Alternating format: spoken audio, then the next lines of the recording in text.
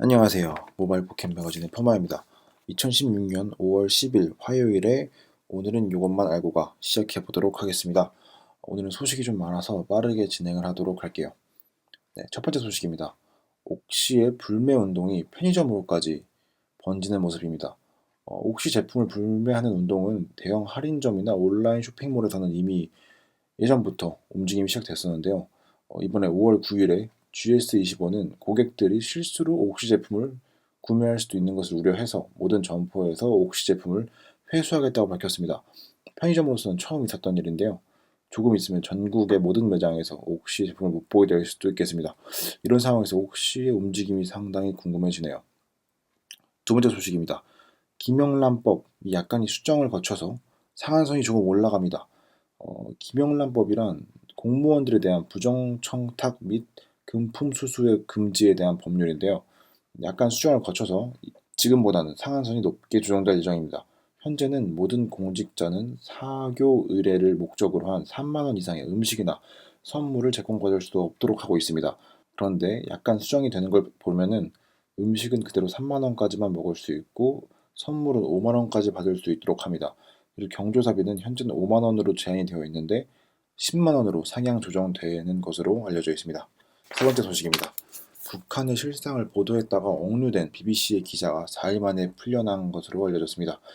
이번에 북한의 실태를 보도한 BBC 방송국의 루퍼트 윙필드 헤이즈는 6일부터 북한에 억류되어 있었는데요. 대외적인 이유는 윙필트 헤이즈가 북한의 법을 위반하고 문화 풍습을 비난하는 등 현실을 왜곡 보도했다는 이유로 억류가 되어 있었습니다. 물론 실제 이유는 북한의 억압을 언론에 보도했기 때문이라고 알려져 있는데요. 다행히 큰일 없이 풀려난 것으로 알려지고 있습니다. 천재소년 송유근 군에 대해 혹시 들어보셨는지 모르겠습니다. 과학기술연합대학원 대학교는 송유근 군의 지도교수인 박석재 한국천문연구원을 해임한다고 밝혔습니다. 무슨 일인지 살펴보면 송유근 군은 한국의 천문학계의 천재라고 불리면서 12세 UST에 입학하게 됩니다. UST란 아까 말씀드렸던 과학기술연합대학원 대학교의 줄임말이 바로 UST입니다.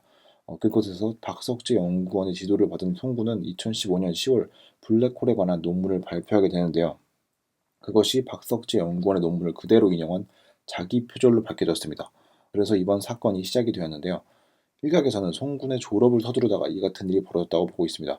UST의 졸업 조건은 입학 후 9년 안에 유력 학술지에 논문을 등록하는 것이기 때문에 송군의 등록 제한은 2017년 2월까지입니다. 그러다 보니까 이걸 서두르다가 이번 사태가 발생한 것이 아니냐라고 보는 사람들이 꽤 많은 것으로 알려졌습니다. 우리나라의 허술한 영재 관리가 낳은 안타까운 사건이라고도 할 수 있겠습니다. 다음 소식입니다. 단원고는 세월호의 희생 학생 246명에 대해서 전원 제적 처리한 것으로 밝혀졌습니다. 이유는 학생이 사망했을 때 중학교를 재학 중이라면 면제로 처리하고 고등학교 이상의 의무 교육이 아닌 교육을 받고 있었을 때는 제적으로 처리한다는 학교생활 기록부 작성 관리 지침에 따른 것입니다. 그러나 일각에서는 세월호 사건은 이례적인 사건인 만큼 이 같은 처리도 예외적으로 처리가 되었어야 하는 것 아니냐는 반응이 나오고 있습니다. 이 때문에 학생들의 학적이 다시 수정이 될 것인지에 대한 관심이 집중되고 있는데요. 여러분의 생각은 어떠신가요? 관리 지침에 따른 것이기 때문에 제적으로 처리해야 된다. 아니면 예외이기 때문에 면제로 처리해주고 명예 졸업을 시켜줘야 된다. 라는 의견이 갈리고 있는데 여러분의 생각은 어떠신지 궁금합니다. 그 다음 소식입니다. 아이폰 사용자의 보험료가 더 오를지도 모르게 생겼습니다. 현재 아이폰 사용자는 일반 안드로이드 사용자와 동일한 금액의 보험료를 내고 있습니다. 그런데 금융감독원은 아이폰의 수리비가 안드로이드의 평균적인 수리비에 비해서 월등히 높음에도 불구하고 두 제품을 같은 보험료로 매긴다는 것은 불공평하다고 판결했습니다. 그래서 실질적인 요금을 고려해서 보험료를 다시 책정하도록 지시한 것으로 알려졌는데요. 이렇게 되면 아이폰의 보험료는 약 50% 정도 오를 것으로 보이고 안드로이드의 보험료는 약 20%가량 떨어질 것으로 예상이 되고 있습니다. 앞으로 아이폰을 사용하시는 분들께서는 더 주의를 하셔야겠습니다. 시행 예정일은 2016년 말부터로 예정이 되고 있습니다. 마지막 소식입니다. 교실에서 교과서가 사라지고 있습니다. 요즘 수능이 거의 다 EBS에서 나온다는 것은 모두가 알고 계실 텐데요. 2017년도의 수능의 EBS 연계율은 무려 70%입니다. 70%요. 실질적으로 교과서를 공부하는 것보다 EBS를 공부하는 게 훨씬 더 효율적이라는 말인데요. EBS의 연계율을 높이는 것은 학원의 의존도를 낮추고 사교육을 줄이기 위해 도입된 것이었는데 결국에 이렇게 되니까 제자리로 돌아온 것 같은 느낌이 드는 건 제 기분 탓맛은 아닌 것 같습니다.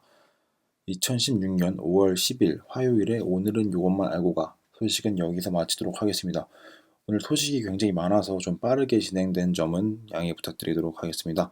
네, 감사합니다. 오늘도 좋은 하루 되시기 바랍니다. 감사합니다.